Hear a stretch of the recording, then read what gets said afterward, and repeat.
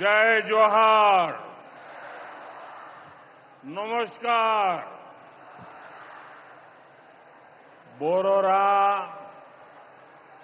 आमार प्रणाम नेबेन। छोटोरा भालोबाशा। आप इतनी विशाल संख्या में यहां हमें आशीर्वाद देने आए हैं। मैं हृदय से बंगाल की जनता का अभिनंदन करता हूं। आज एवरेस्ट डे भी है।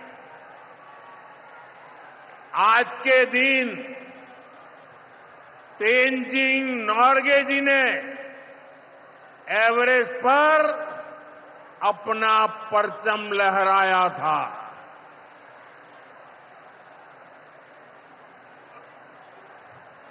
उनके सम्मान में हम भी अपना तिरंगा फहराएंगे।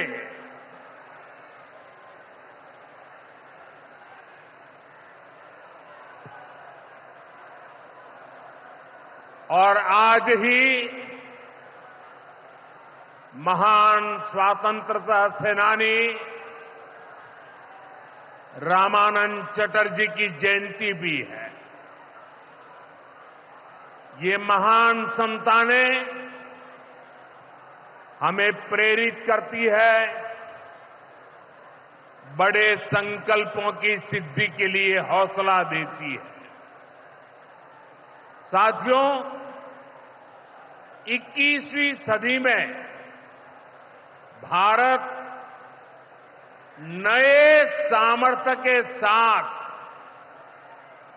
समृद्धि की नई गाथा लिख रहा है। आज देश का हर नागरिक भारत को विकसित राष्ट्र बनाने के लिए जुटा है, दिन रात जुटा है। और विकसित भारत बनाने के लिए पश्चिम बंगाल का भी विकसित होना बहुत जरूरी है। और इसलिए पश्चिम बंगाल को भी नई ऊर्जा के साथ जुटना है। बंगाल को फिर उसी भूमिका में आना होगा जो कभी यहां की पहचान थी। इसके लिए जरूरी है कि पश्चिम बंगाल फिर से नॉलेज का, ज्ञान विज्ञान का केंद्र बने। बंगाल मेक इन इंडिया का एक बहुत बड़ा सेंटर बने। बंगाल देश में पोर्ट लेड डेवलपमेंट को गति दे। बंगाल अपनी विरासत पर गर्व करते हुए, उसे संरक्षित करते हुए तेज गति से आगे बढ़े। साथियों, केंद्र की भाजपा सरकार इसी संकल्प के साथ काम कर रही है। भाजपा पूर्वोदय की नीति पर चल रही है। बीते दशक में बीजेपी सरकार ने यहां के विकास के लिए हजारों करोड़ों का निवेश किया है।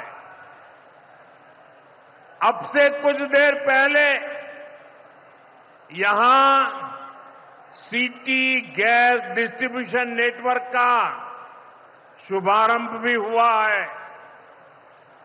केंद्र सरकार के प्रयासों से ही कल्याणी एम्स बना है।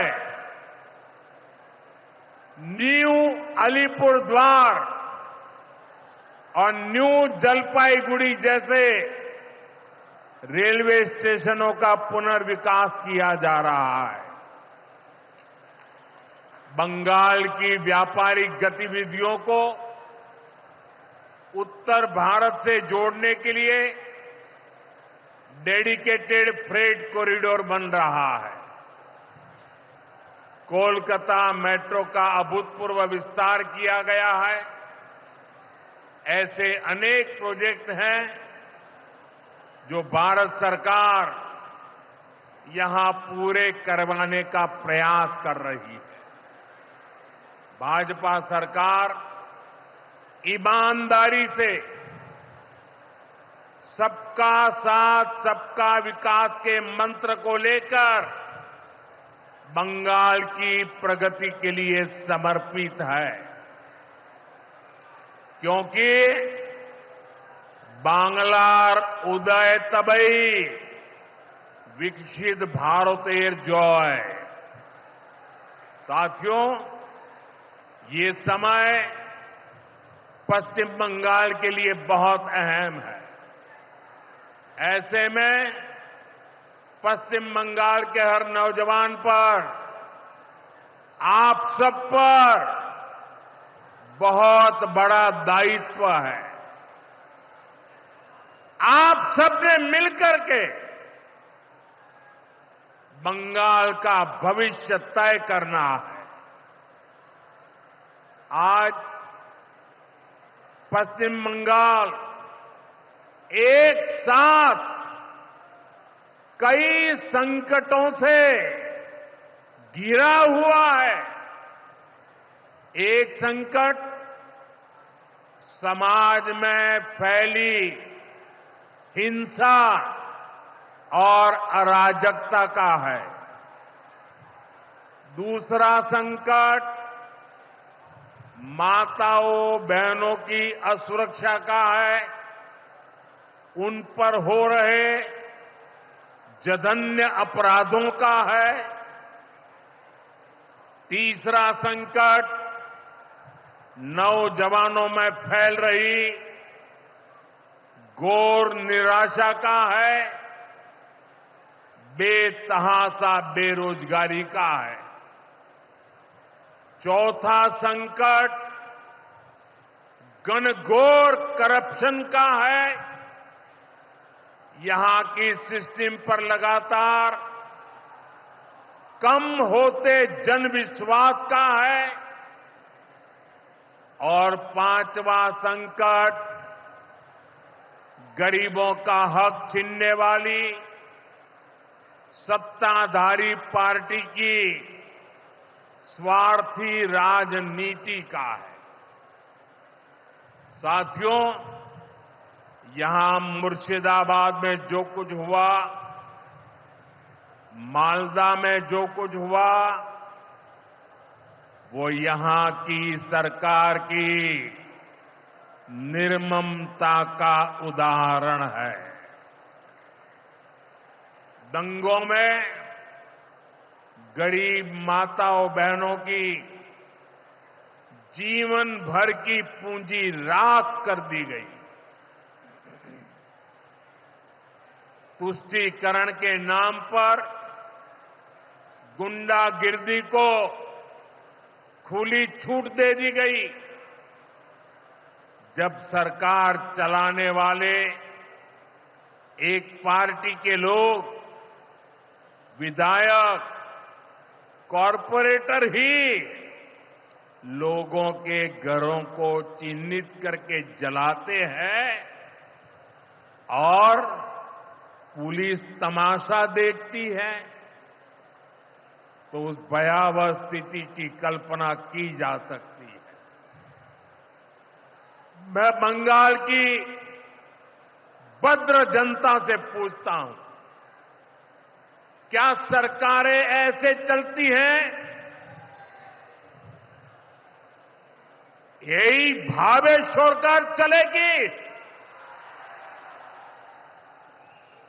साथियों, बंगाल की जनता पर हो रहे इन अत्याचारों से यहां की निर्मम सरकार को कोई फर्क नहीं पड़ता। यहां बात बात पर कोर्ट को दखल देना पड़ता है। बिना कोर्ट के बीच में आए कोई भी मामला सुलझता ही नहीं है। बंगाल की जनता को अब टीएमसी सरकार के सिस्टम पर भरोसा नहीं है।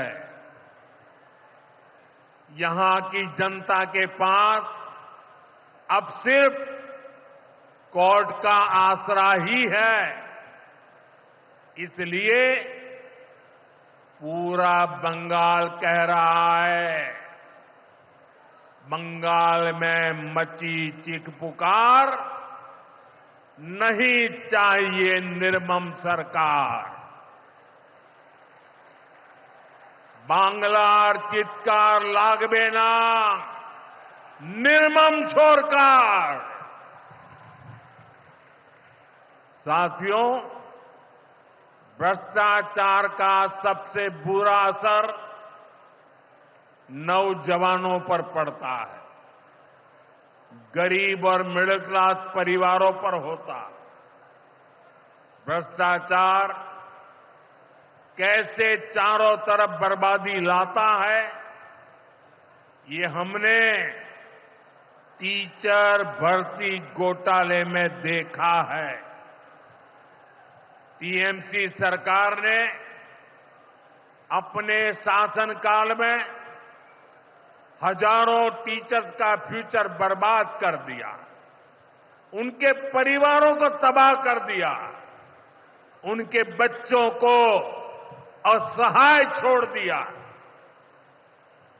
टीएमसी के घोटालेबाजों ने सैकड़ों गरीब परिवार के बेटे बेटियों को अंधकार में धकेल दिया है। ये सिर्फ कुछ हजार टीचर्स के भविष्य के साथ खिलवाड़ नहीं है, बल्कि पश्चिम बंगाल के पूरे एजुकेशन सिस्टम को बर्बाद किया जा रहा है। टीचर्स के अभाव में लाखों बच्चों का भविष्य दांव पर है। इतना बड़ा पाप टीएमसी के नेताओं ने किया है। हद तो ये है कि ये लोग आज भी अपनी गलती मानने को तैयार नहीं है। उल्टा देश की अदालत को, न्यायपालिका को, कोर्ट को दोषी ठहराते हैं। साथियों, टीएमसी ने चाय बागान में काम करने वाले साथियों को भी नहीं छोड़ा है। यहां सरकार की कुनीतियों के कारण टी गार्डन लगातार बंद होते जा रहे हैं। मजदूरों के हाथ से काम निकलता चला जा रहा है। यहां पीएफ को लेकर जो कुछ भी हुआ वो बहुत शर्मनाक है। ये गरीब मेहनतकश लोगों की कमाई, उस पर डाका डाला जा रहा है। टीएमसी सरकार इसके दोषी लोगों को बचाने की कोशिश कर रही है। और मैं बंगाल के मेरे भाई बहन आपको विश्वास दिलाने आया हूं, भाजपा ये नहीं होने देगी।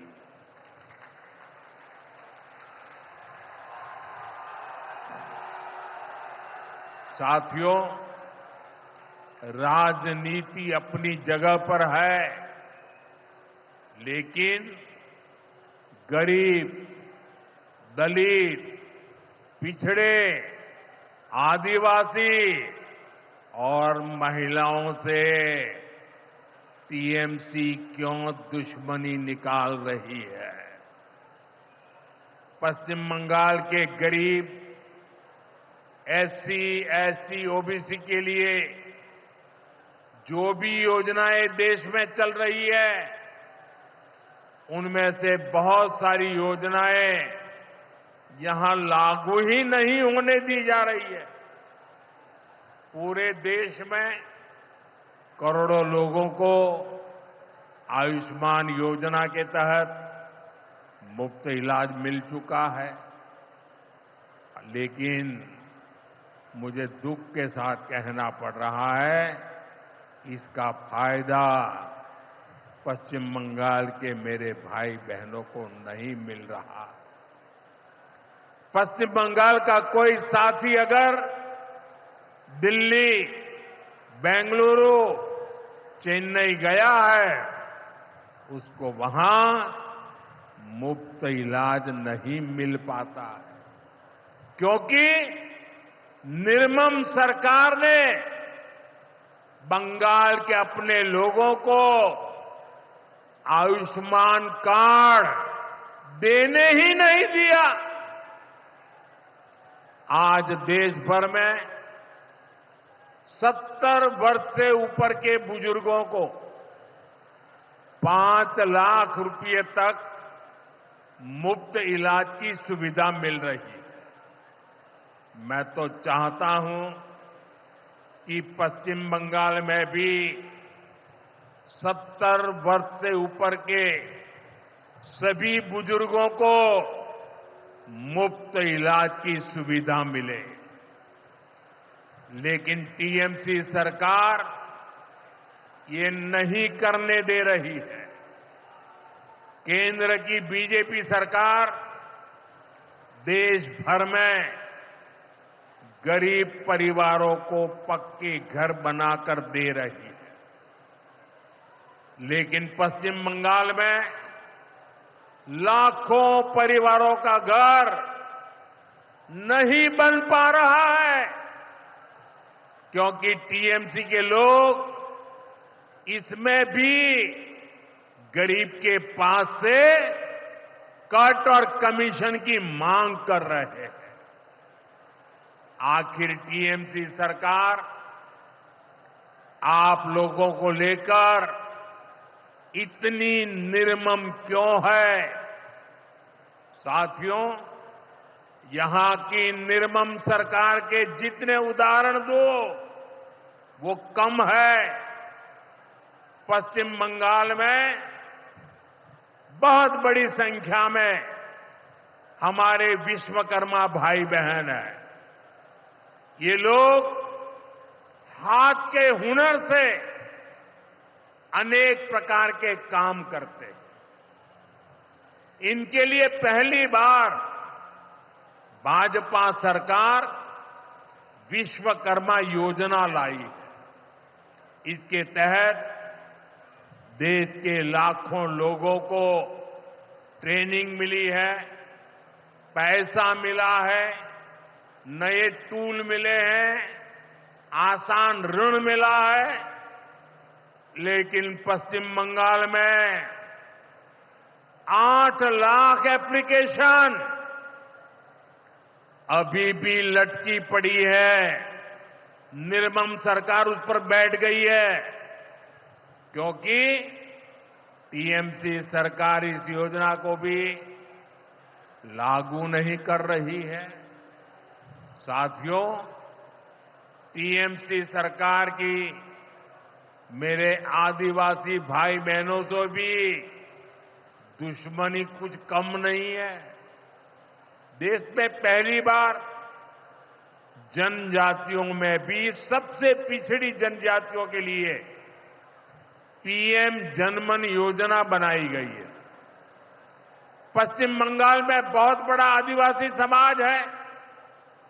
टीएमसी सरकार गरीब आदिवासियों का विकास भी नहीं होने दे रही है। उसने पीएम जनमन योजना को यहां लागू नहीं किया। टीएमसी हमारे आदिवासी समाज को भी वंचित ही रखना चाहती है। साथियों, टीएमसी को आदिवासी समाज के सम्मान की परवाह नहीं है। 2022 में जब एनडीए ने एक आदिवासी महिला को राष्ट्रपति उम्मीदवार बनाया तो सबसे पहले विरोध करने वाली पार्टी टीएमसी थी। बंगाल के आदिवासी इलाकों की उपेक्षा भी यही दिखाती है कि इन्हीं आदिवासी समाज से टीएमसी वालों को कोई लगाव नहीं है, कोई लेना देना नहीं। साथियों, कुछ दिन पहले दिल्ली में नीति आयोग की गवर्निंग काउंसिल की बहुत महत्वपूर्ण बैठक हुई। ये एक अहम मंच होता है जहां देश भर के मुख्यमंत्री मिलकर विकास पर चर्चा करते हैं। लेकिन अफसोस की बात है कि इस बार बंगाल सरकार इस बैठक में मौजूद ही नहीं रही।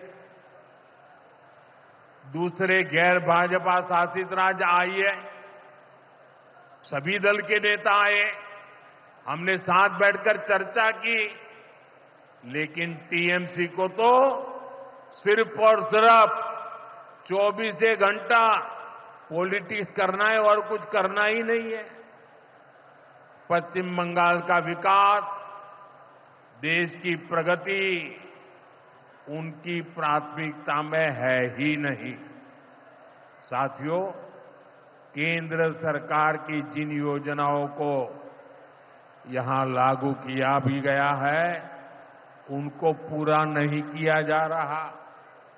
पीएम ग्राम सड़क योजना के तहत पश्चिम बंगाल के गांवों के लिए 4000 किलोमीटर की सड़कें स्वीकृत की गई। इनको पिछले साल तक पूरा हो जाना था। 4000 किलोमीटर तो छोड़िए, यहां 400 किलोमीटर सड़कें भी नहीं बन पाई है। साथियों, इंफ्रास्ट्रक्चर के काम से सुविधाएं भी बनती है और रोजगार भी बनते हैं। लेकिन हालत ये है कि पश्चिम बंगाल में 16 बड़े इंफ्रास्ट्रक्चर प्रोजेक्ट यहां की सरकार अटकाए हुए है। ये 90,000 करोड़ रुपए से अधिक के प्रोजेक्ट हैं। कहीं रेल लाइन आनी थी, रुकी पड़ी है। कहीं मेट्रो बननी थी, रुकी पड़ी है। कहीं हाईवे बनना था, बंद पड़ा है।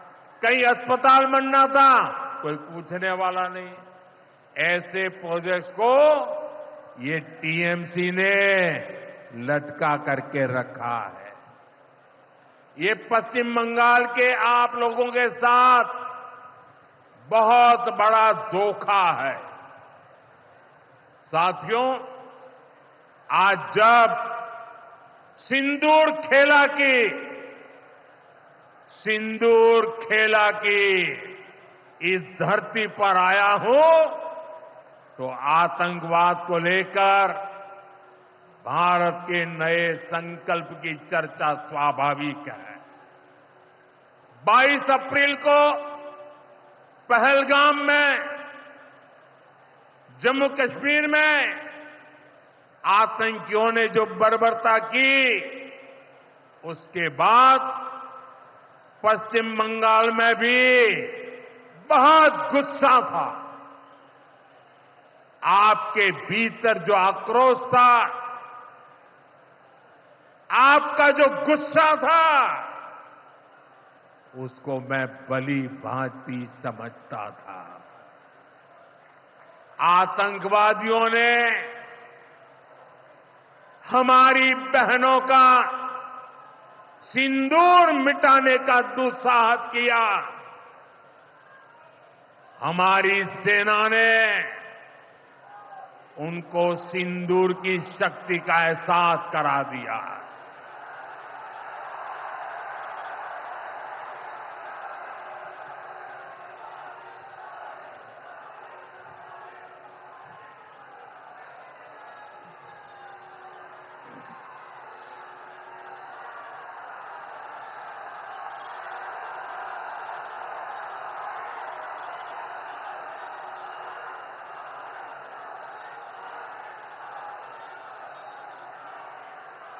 हमने आतंक के उन ठिकानों को तबाह किया जिनकी पाकिस्तान ने कल्पना तक नहीं की थी। साथियों, आतंक को पालने वाले पाकिस्तान के पास दुनिया को देने के लिए कुछ भी पॉजिटिव नहीं है। जब से वो अस्तित्व में आए हैं तब से ही उसने सिर्फ आतंक को पाला है। 1947 में बंटवारे के बाद से ही उसने भारत पर आतंकी हमला किया। कुछ सालों के बाद उसने यहां पड़ोस में आज के बांग्लादेश में जो आतंक फैलाया, पाकिस्तान की सेनाओं ने जिस प्रकार बांग्लादेश में रेप किए, मर्डर किए, वो कोई भूल नहीं सकता।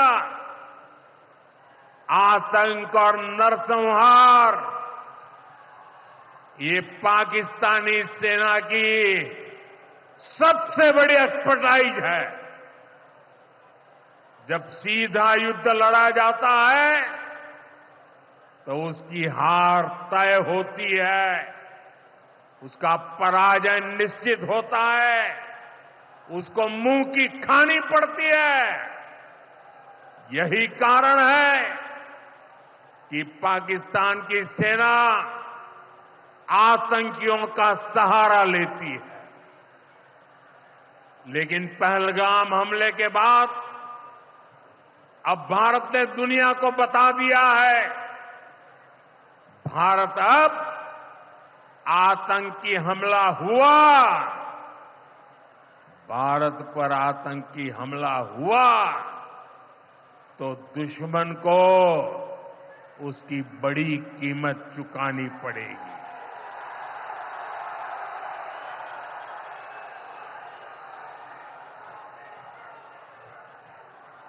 और पाकिस्तान समझ ले 3 बार घर में घुस करके मारा है तुम्हें।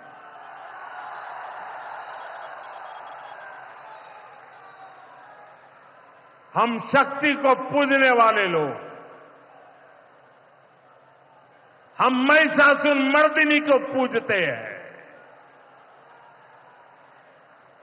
बंगाल टाइगर की इस धरती से 140 करोड़ भारतीयों का ऐलान है।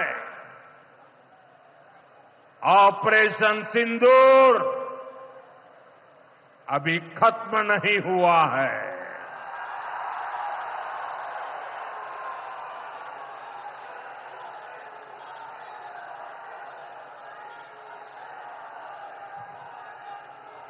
साथियों, पश्चिम बंगाल को अब हिंसा की, तुष्टीकरण की, दंगों की, महिला अत्याचार की, घोटालों की राजनीति से मुक्ति चाहिए। अब पश्चिम बंगाल के सामने भाजपा का विकास मॉडल है। आज भाजपा देश के कई राज्यों में सरकारें चला रही है। देश के लोग बार बार भाजपा को अवसर दे रहे हैं। पड़ोस में असम हो, त्रिपुरा हो या फिर ओडिशा, यहां भाजपा सरकारें तेजी से विकास कार्यों में जुटी है। मैं बंगाल के सभी भाजपा कार्यकर्ता साथियों से कहूंगा, हमें कमर कसकर तैयार रहना है। हमारे सामने एक बड़ी चुनौती है कि लोकतंत्र पर पश्चिम बंगाल की जनता के विश्वास को फिर से कैसे बहाल करें। हमें पश्चिम बंगाल के हर परिवार को सुरक्षा की, सुशासन की और समृद्धि की गारंटी देनी है। इसके लिए आने वाले दिनों में अपने प्रयासों को हमें और तेज करना होगा। साथियों, विकसित भारत बनाने के लिए पश्चिम बंगाल का तेज विकास बहुत जरूरी है। हमें पश्चिम बंगाल को उसका पुराना गौरव लौटाना है। ये हम सभी मिलकर करेंगे और करके रहेंगे। एक बार फिर आप सभी को इतनी बड़ी संख्या में यहां आने के लिए बहुत बहुत आभार व्यक्त करता हूं। मेरे साथ तिरंगा ऊंचा करके बोलिए, भारत माता की,